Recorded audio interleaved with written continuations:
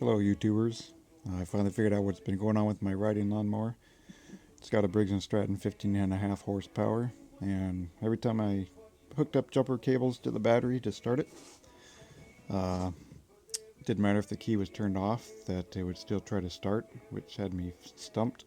So I took the key out and I had to disconnect the jumper cables, went and bought a new battery, stuck it in there, and when I hooked up the battery cables it tried to start again on its own without the key, so I knew I had trouble somewhere else. And finally narrowed it down to, after testing the ignition switch, that turned out fine. So I decided to test the ignition starter module. Turned out that was bad.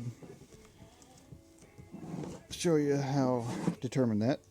Simple test with your multimeter here, set to Audible under the ohm setting. Turn it on. This is a bad solenoid here. Notice it's got continuity between the poles, which it should not have until the key turned to activate continuity between them. Because one goes to the starter, obviously. Here's my new one. You can see, no continuity.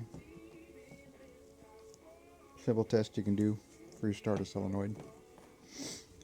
And in my case, I also bought a new starter because I rapped on my starter too hard, thinking it needed some assistance at one point. Ended up breaking the magnets inside, so it's got fractured magnets, which made it extra hard to spin around, even though I put dielectric grease in there. I think that probably put an overload on the system, shorting out my starter solenoid, which is why I had to buy a new one.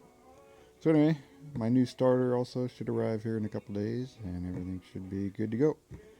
So, might be a tip for some of you out there. If you have a lawnmower that wants to start without the key, well, that's probably your problem, is you got a bad starter solenoid. Again, you can just check, and if you got continuity between the poles when it's no charge to it, obviously you need to replace it. That's it. Thanks for watching.